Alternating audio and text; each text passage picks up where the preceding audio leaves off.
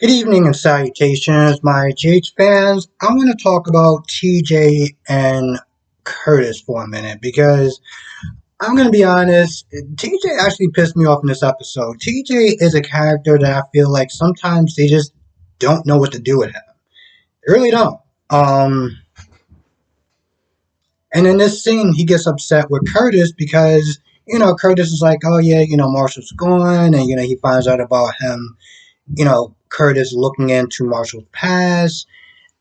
And while I understand, you know, it's a violation, he feels like it was a violation to go behind Marshall's back and look through his files and privacy and things of that nature. I feel like TJ is way too trusting of Marshall. He's already sitting there calling him grandpa this and grandpa that. And I'm like, bro, did we even do a DNA test before you confirm that this guy is like legit your grandfather? Especially a man of science. You would sit there and think, you know what, before I start, opening up my heart to this man, maybe I should kind of figure out, is he my biological grandfather or not? But no, he's all like, oh, well, you decided for us and this, that, and the third. And I'm like, bro, he literally just said he wanted to make sure that, one second. He literally wants to sit there and make sure that Marshall wasn't a danger to anyone else, to a danger to Curtis or his whole family. I mean, let's be honest. Marshall came in there with a very spotty record and was giving no information. So, what did you want Curtis to do? But yet he's sitting there getting all pissed off and it's like, oh, I can't believe we did that, and now I don't get a chance to know my grandfather. And then this idiot's like, well, I'm gonna go and sit there and look for him. You know what? Go ahead, because at least they would sit there and give you something interesting to do. They would. They give you something interesting to do because, to be honest, I don't. I can't think of a time that I was actually impressed with him. I mean, I can think of a time where it was somewhat interesting, as far as the whole Brando and Molly thing. But once again, the character failed me in the fact that he was so willing to forgive Molly and give her a second chance hours after finding out that she cheated on him. But yet, you want to sit there and try to fight a Marine.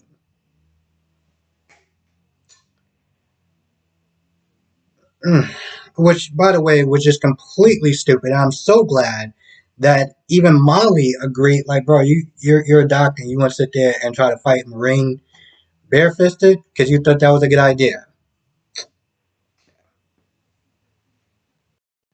I have a question, and I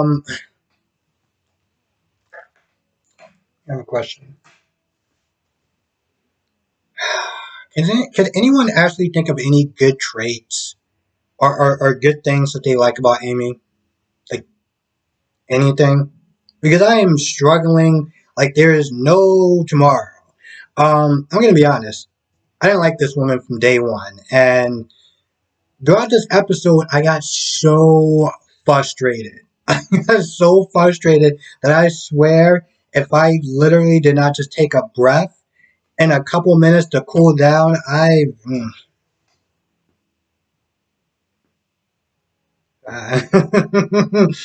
would I would have been a complete and utter dick. And not the charming one. I mean, like the wow, I can't believe you're saying all this. I don't like this one. I didn't like her from day one, and I can't think of one good thing. Okay, that's not true. I can't think of too many good things. Let's put it this way: the bad outweighs the good by a lot. Um, and during it, there's a point where Nina and Nina and Ava are talking, and Amy shows up, and I'm just like, mother.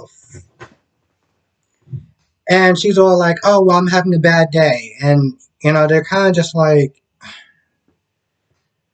I really don't want to talk to this chick, but okay, sure. Why are you having a bad day?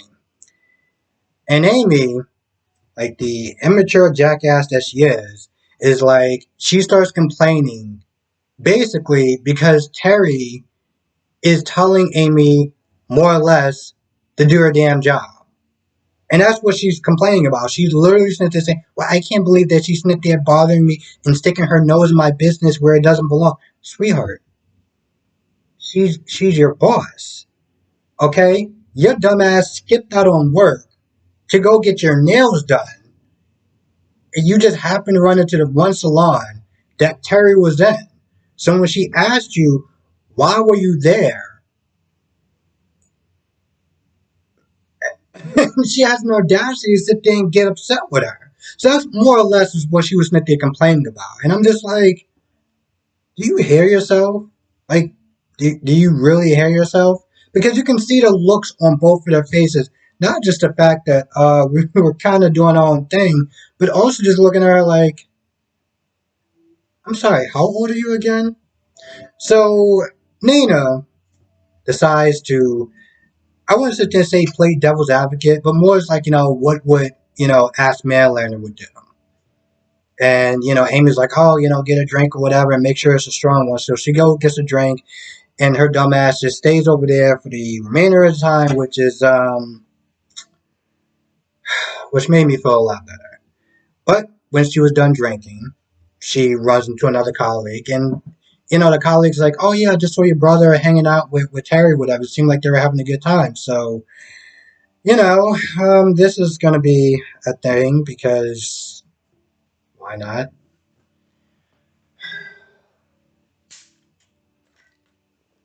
I get that they got to give them some sort of challenge, as far as their romance is going between Chad and Terry. But I'm just like, out of all the different challenges that you could have possibly written up with all the writers in that goddamn room, you said, "How about we give her Amy?" Really, really, that's the challenge you're gonna sit there and give those two?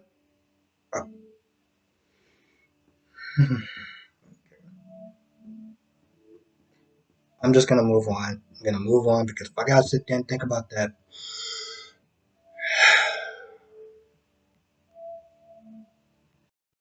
So let's talk about Valentine and Carly. More or less, Valentine's that they're trying to find a way.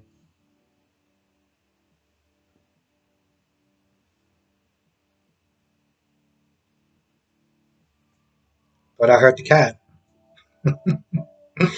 The cat that has been coming to my window for the past, we'll say 2 weeks.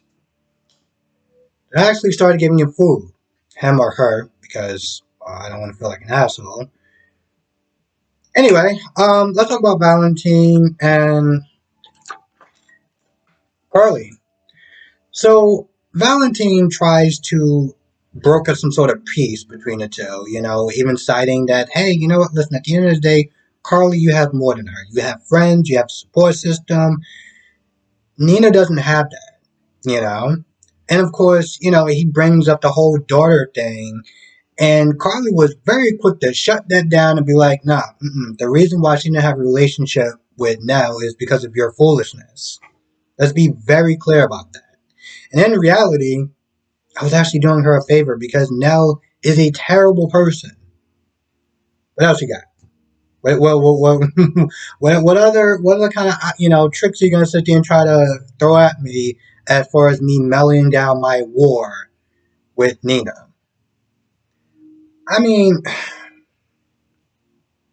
I'm not a huge fan of Nina. I'm really not. But I respect Valentine for even though that he's not with her anymore and Nina has moved on, that he's still, willing to support her and have her back regardless if they're together or not. I can support that. There's not a lot of people that will sit there and do that. So I give him credit for that. Now, of course, before Ava and Nina got rudely interrupted by that annoying thing, Ava was there telling Nina that, a reporter reached out to her about the whole, way back when Nina decided to steal, well, force Ava into going into labor and then steal her child. I guess she went to like Canada or something like that. And, Nina was like, oh, well, I was a different person back then. And, Ava was like, I know, but, this is going to kind of be a thing, as far as what Michael and Willow are willing to sit there and throw at you. And,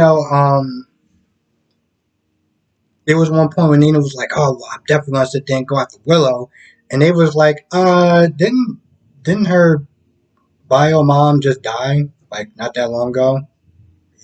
You sure you want to come at her with that kind of energy?" But Ava. I mean, they talk a little bit more. There's one point where I was on board with this conversation. I didn't necessarily agree with Nina, but I was on board with this conversation up until the point where Nina, like a moron, was like, well, Carly's responsible for my daughter's death, and she let her fall to her death. And I was like, oh God, here we go again with this. Here we go again with Nina Smith there blaming Carly for not saving your crazy psychopath of a daughter.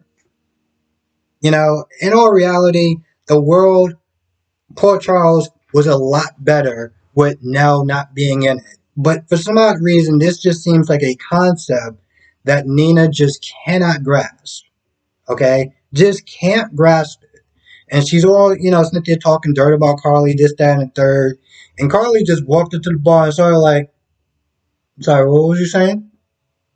And I'm sitting there looking at this whole situation. I was like, Nina, why don't you say it louder? No, don't look at her like that. Say it louder. Say what you were sitting there saying before. You was giving out all the smoke. She's right there. Say it louder. I'm not gonna lie. I found that scene so funny. They were sitting there talking, and Carly showed up, and just like they were just silent. And you even saw Ava just like, nah, speak up, sweetheart.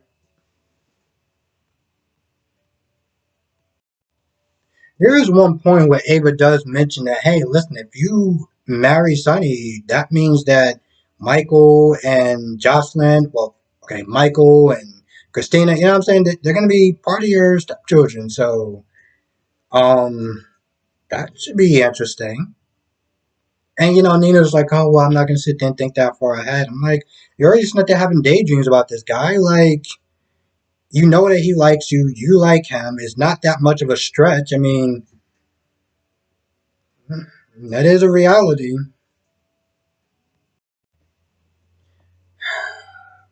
And this is my whole thing. Like, as much as I love Sonny, it is very odd that he's choosing to step back from situation as opposed to siding with his son. I get that. He kind of he's trying to look at the situation like, okay, well, I can see that Nina could be good in Wiley's life. Okay, I can understand that. I mean, I've went back and forth about that, so I understand both sides of it. But at the end of the day, Michael's your son. He's not just your son, he's your favorite child. Those are his words. So the fact that he's standing back and just like, oh, well, I'm not, I'm going to support my son, but I'm not going to really support him. Like, no, you should be on Team Michael all the way. There shouldn't be a splitting hairs of the situation. Oh.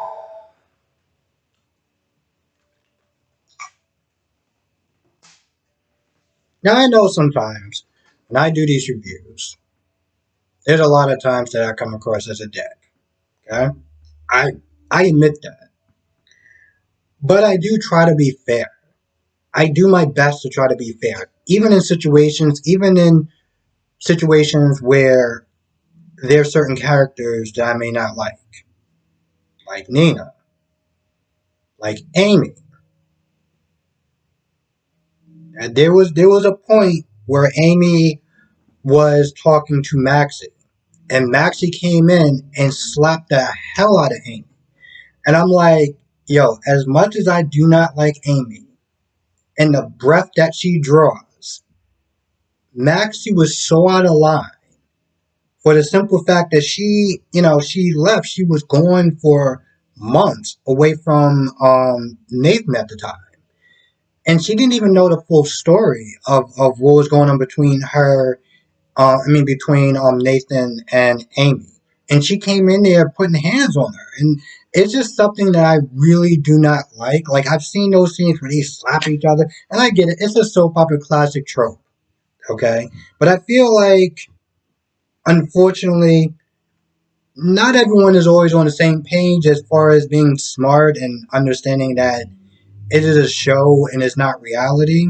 And bottom line, you don't put your hands on someone because this person may or may not be cheating on you or whatever. You don't do that. Okay, that's called assault. That's called assault. That's called jail time. That's one of the reasons why it fueled me so much when I made my video about Will Smith. And then in that moment, I stood by Amy. Now, obviously, I can't stand her. But even being my favorite character, there's things that he does where it's just like, bro, are you kidding me? So I want people to understand that, yeah, there's times I will sit there and come at characters, even some of your favorite characters. Hell, I even come at some of my favorite characters, even characters that I love. I mean, not that long ago, and I know I'm kind of just yammering for a minute, but not that long ago, I was disappointed. Well, okay, years ago, I was disappointed with Jason when he kissed Sam. Knowing that Sam was married to his brother at the time, I was like, bro, are you kidding me? And then there was times where he would sit there and talk about how, he loved his children. Like, there was a point where he was in the car with Sonny. He was talking about his love for his children, this, that, and the third. I'm like, and yet you chose Sonny and the mom over your children. But I gotta sit there and listen to you confess your feelings about how much you love being a dad to your children. It's like, are you kidding me? I mean, you look back and it's like, as much as people gave Drew, or, at the time, when he was Jason, crap for being different and not, doing a whole mob thing or whatever, he chose his family. He chose Sam and his kids over Sonny and the business. And that's something that Jason didn't do. And it was fine, but don't sit there and try to act like, oh, you love your children, this, that, and the third, because nobody wants to hear that. I'm saying that, again, just to reiterate the fact that I will come after all characters. I will be dicks to all characters, but I do try to be fair when I feel like it's necessary and appropriate. Let me see if I missed anything. Oh, hell, I did miss something. I missed plenty. Uh, Sit there wondering why just throw more characters in there, and it's like, you would sit there and think that Jeeves has enough characters. No, let's throw in Dax. Let's throw in Rory, because why not? Now, let's talk about Spencer and Cam. So Cam is like, yo, listen, do you have anything on Esme? And Spencer's like, well, she's crafty, this, that, and the third. And I'm just like, so you don't have anything. So your great plan of sitting on your ass and hoping that Esme slips up isn't happening. And one of the things that Cam said was, we're running out of time. We're running out of time. Now, Spencer complains about this, that, and the third. And there's one point he's like, well, there's a good chance that Esme is going to come here. Spencer wants to include everyone. He's like, yo, listen, we tried your plan. It sucks. It's not working. So we're going to go with my plan. How about we invite everyone like Jocelyn and Trina? One of the things that Spencer said was Josh wants to lose Cannon. To be fair, he is 100% right about that. But since, Spencer brought up the fact that Esme is going to be coming over there the minute that he gets off with his shift, Cam is like, all right, I'll stall her. You go to the house. You try to find whatever you can. I'm like, bro, this is a great idea. I mean, yeah, you had to sit there and tell Cam to sit there and confide in him, but this guy's your ally. Use your damn allies. So he goes over there and he looks through the letters and everything like that, which Esme was looking through. Some woman named Maggie was contacting him, and once again, Snitch saying, I'm so glad that you're not involved with your bio dad, which, of course, that's not true if the rumors are true about Ryan being her, biological father. Now, during that whole time, we got this whole scene with the yoga class and, you know, Rory being there and um, Rory being there and Jocelyn and Trina looking at him like he's a piece of meat, which is always funny when you have some women I'll be like, oh, well, you're ogling her like she's a piece of meat. And like, women do the same thing, yet I don't hear anyone complaining. Whatever. Anyway, there's nothing to talk about Rory. There's one point where Jocelyn was a little upset still that, Rory arrested Cam. And Trina. And I don't understand why they put dumb lines for a very intelligent woman. Okay? Trina was like, well, he had to sit there and arrest Cam, because he's a rookie and, he has to overcompensate. And I'm like, what? Trina, your dad was a cop. Okay? You grew up with your dad being a cop. You should understand Rory's position better than Jocelyn. Jocelyn wants to be upset. That's her problem. You grew your dad was a cop. You should understand that regardless if he's a rookie or if he's been on a job for 10 years, he sees something, he has to arrest him. The fact that she said overcompensating, over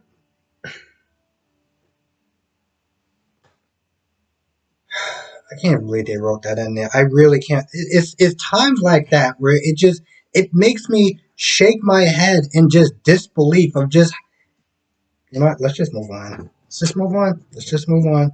So there's one point where, Jocelyn's being a wing woman to Trina as far as setting her up with Rory, and she leaves and they get to talking, and Esme overhears some of the stuff as far as, you know, Rory being like, I got to be objective and, not really being too close to people as far as like somebody who is a person of interest, which I feel like is going to play a part as far as, Esme trying to take down another ally, which will be Rory.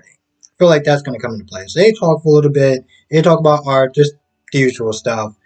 And then the scene ends. But then after that, Jocelyn and Trina decide, Jocelyn is so angry at just everything. She's like, you know what, let's just not even bother to do the class. Like, man, I'm so glad that you girls just sat there and waited around for the second class. Just not even bother to go in it. So, like, you know what, listen, we're going to sit there and just get some food. Now, Esme does get to Kelly's, and Cam tries to stall her. Hey, listen, you just got to understand the position I'm in. Jocelyn's my girlfriend. Trina's her friend, but I'm always going to sit there and try to treat you with respect. And so Esme decides to give Cam like the longest hug in history. And then after that, she's sitting there trying to mess with his shirt and everything like that. Now, during this time, Jocelyn comes in. Jocelyn's like, is this chick serious? So, she always says, get your hands off my damn man at this point. Otherwise, we're going to be throwing hands. And, that's pretty much where it ended at. And I sat there and I was wondering, was she going to catch him hugging Esme, or was she going to catch him in some sort of compromised position as far as, kissing the cheek or whatever? We knew that this was coming, okay? We knew that this was coming the minute that Jocelyn was like, all right, let's go to Kelly's. Because clearly that's the only diner in Port Charles of, ever. So, of course, that was going to wind up happening. Damn it, they got way too many characters. I was like, no, I was like, they come down. I was like, no, gotta talk about Terry and Chad. All they pretty much kind of do is go on their date. They have a good time. I guess they kind of got out the way about the prosthetic legs and, her being a transgender. So they got that set off the way. They do have a conversation as far as, Chad was worried about the fact that, maybe Terry wouldn't be into the fact that, he has prosthetic legs. And Terry was worried that once Chad found out that, she was transgender, she wouldn't, he wouldn't want to have anything to do with her. Now, why do you sit there and compare their, I wouldn't sit there and say their insecurities, but their fears as far as getting to know a new person, discovering, you know, this about them and yada, yada, yada.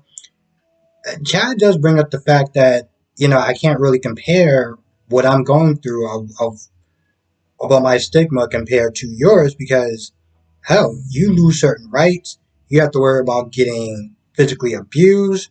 Like, you have it way worse off than I do. And I'm so glad that he said that because that's the truth. That is the truth of the matter. Um, but they seem like they have a really good time. And once again, they talk about that. I guess that other beta that Terry was set up with before Chad came in there and was pretty much her knight in shining armor, or however the hell that whole thing goes. So they have a good time, and when I was sitting there talking about what kind of challenges they're gonna have to sit there and face, they could have chose to face any sort of challenges. It just comes in the form of his annoying ass sister, which by the end of the episode he found out that Chad, sister is Amy. So while she was sitting there smiling like nervously, I was like, well, I guess that's the end of that romance. Terry, you might as well just like dump him at this point because if you gotta sit there and put up with Amy, you gotta put up with Amy. I don't give a damn how good this man looks. There is no price. There's there's no way in hell that she should have to sit there and settle for Chad, knowing that his sister is Amy. You might as well just end that whole romance right now. You just be done. Just But of course, that can't happen. So we gotta have more scenes with Amy Driscoll. That's just great. Anyway, I feel like that's about it. I really do. I might have missed one or two things, but I guess that's what happens. You start throwing in a whole buttload of characters in an already overpopulated set, but whatever. Anyway, with that being said, I'm gonna go. I want to thank you for watching. Be safe. Let me know what your thoughts are in the comment section below, and I'll see you in the next video.